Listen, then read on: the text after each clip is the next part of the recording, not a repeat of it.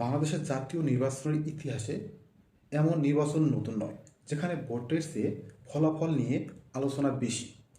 প্রচারের মাঠে যেমন উত্তাপ থাকে, ভোট শেষে হওয়ার পরে সেই উত্তাপ অনেক সময় রূপ নেয় অনিশ্চয়তায়। এবার প্রশ্ন ঘুরছে, পরাজিত শক্তি কি এই রায় মেনে নেবে, নাকি শুরু হবে নতুন অস্থিরতা? ভোটের উত্তাপ এবং ফলাফল নিয়ে দেশের রাজনৈতিক ও সামাজিক পরিবেশ যে উত্তেজনা তৈরি হয়, তার গভীর প্রভাব থাকে শুধু নির্বাচনী মাঠে নয়, সাধারণ মানুষের জীবনের উপরেও তা পড়ে। এবারে নির্বাচনে আলোচনায় এসেছেন বহু পরিচিত মুখ, বিশেষ করে ধর্মভিত্তিক রাজনীতির মাঠে যারা দীর্ঘদিন সক্রিয় ছিলেন। তাদের কয়েকজনকে হেভি ওয়েট প্রার্থী হিসেবে দেখা হচ্ছিল, কিন্তু ভোটের রায় কঠিন, ব্যালট বাক্স আবেগ বুঝে না। বাংলাদেশ জামাত ইসলামী এর সেক্রেটারি জেনারেল মিয়া গোলাম পরোয়ার পরাজয় শুধু একটি আসনের ফল নয়, এটি একটি রাজনৈতিক বার্তা। কক্সবাজারে হামিদুর রহমান আজাদ, সুনামগঞ্জে শিশির মনির, এই ফলাফলগুলো বিচ্ছিন্ন ঘটনা নয়। 11 দলীয় জোটের অংশ খেলাফত মজলিস নেতা মামুনুল হকের পরাজয়ও প্রতীকী তাৎপর্য বহন করে। ভোটের ব্যবধান বড় বা ছোট, এটি মূল বিষয় না। মূল বিষয় হলো জনরায় তাদের বিপক্ষে গেছে। অন্যদিকে জয় পেয়েছে মূলধারা শক্তিগুলো।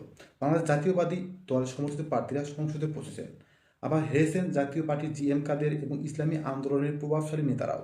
রাজনীতিতে জয় পরাজয় স্বাভাবিক, কিন্তু বাংলাদেশের বাস্তবতায় সমস্যা শুরু হয় তখনই যখন পরাজয়কে রাজনৈতিক বাস্তবতা হিসেবে না দেখে ষড়যন্ত্র হিসেবে ব্যাখ্যা করা হয়। এই প্রবণতা ইতিহাসে বারবার দেখা গেছে। ভোটের পরপরই অভিযোগ ওঠে ফলাফল স্থগিত, বিলম্ব বা বদলের চেষ্টা। ঢাকা ৮, ১৩, ১৭ এই আসনগুলো নিয়ে প্রশ্ন উঠছে। কিছু গণমাধ্যম আগেভাগেই একটি দলকে ২০০-র বেশি আসনে বিজয়ী ঘোষণা করায়।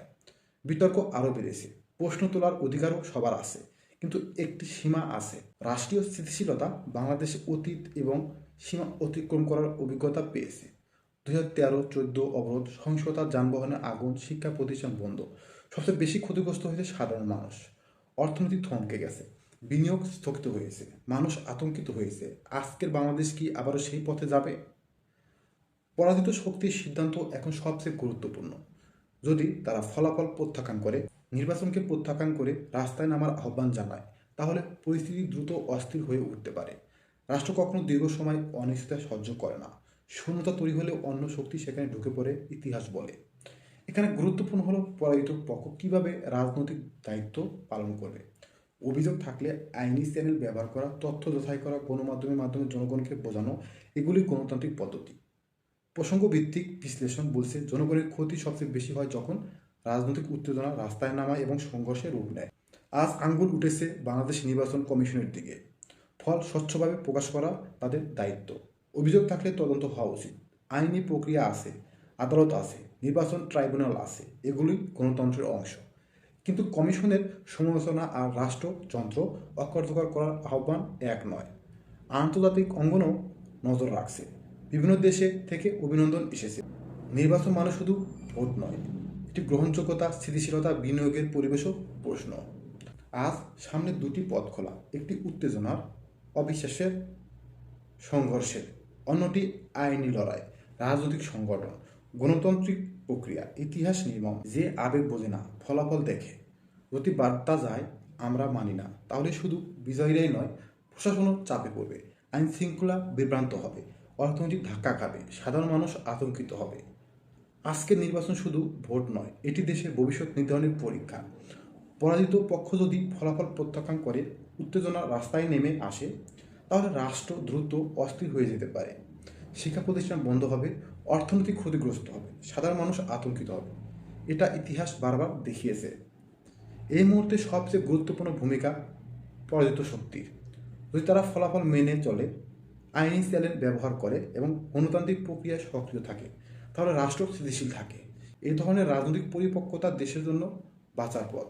এতে শুধু রাষ্ট্রই নয়, রাজনৈতিকরাও টিকে থাকেন, জনগণের জীবন ক্ষতিগ্রস্ত হয় না। একই সময় রাষ্ট্রও দায়িত্ব পালন করছে। বাংলাদেশ নির্বাচন কমিশন এর স্বচ্ছ এবং দ্রুত ফলাফল ঘোষণার প্রক্রিয়া দেশের অভ্যন্তরীণ ও আন্তর্জাতিক গ্রহণযোগ্যতা নিশ্চিত করে। গণমাধ্যম, আদালত, নাগরিক সমাজে সবই এই প্রক্রিয়ার অংশ। আন্তর্জাতিক প্রক্রিয়ায় ইতিমধ্যে এসেছে বিভিন্ন দেশ, কূটনৈতিক সংস্থা, আন্তর্জাতিক পর্যবেক্ষকরা নির্বাচনকে মূল্যায়ন করেছে। যদি পরাজিত পক্ষ ফলাফল প্রত্যাখ্যান করে এবং সংঘর্ষের পথে বেছে নেয়, তাহলে দেশের ভাবমূর্তিও ক্ষুণ্ণ হয়। রাষ্ট্রস্থিতিশীলতা ধ্বংস হয়, বিনিয়োগ স্থগিত হয়, মানুষ আতঙ্কিত হয়। আজ সামনে দুটি পথ খোলা। প্রথম পথ উত্তেজনা, অবিশ্বাস, সংঘর্ষ। দ্বিতীয় পথ আইনি লড়াই, রাজনৈতিক সংগঠন, গণতান্ত্রিক প্রক্রিয়া। ইতিহাস খুব নির্মম। সে আবেগ বোঝে না, ফলাফল দেখে। যদি বার্তা যায় আমরা মানি না, তাহলে শুধু বিজয়ীরাই নয়, প্রশাসনও বিভ্রান্ত হবে। আইন শৃঙ্খলা বাহিনী চাপে পড়বে, বিনিয়োগ থেমে যাবে, মানুষ আতঙ্কিত হবে। রাজনৈতিক পরিপক্কতা মানে শুধু আত্মসমর্পণ নয়, এটি মানে সময় নেওয়া, তথ্য যাচাই করা, আইনি পথ অনুসরণ করা, গণতান্ত্রিক উপায়ে প্রতিরোধ করা। ফলাফল মানা না হলে রাজনীতির স্থিতিশীলতা রক্ষা করা সম্ভব হয় না এবং দেশের ভবিষ্যৎ তখন ঝুঁকিতে পড়ে। আজকের প্রশ্ন জয় পরাজয় নয়, প্রশ্ন হলো রাষ্ট্রের ভবিষ্যৎ। আর সেই ভবিষ্যৎ নির্ভর করছে পরাজয়কে কীভাবে গ্রহণ করা হয়। আইনি চ্যানেল এবং গণতান্ত্রিক প্রক্রিয়া ব্যবহার করলে দেশ বাঁচে, রাজনীতিকরাও টিকে থাকে। আপনার মতে কি হওয়া উচিত? আইনি লড়াই নাকি রাস্তায় আন্দোলন? কমেন্টে লিখুন, আপনার মূল্যবান মতামত জানান।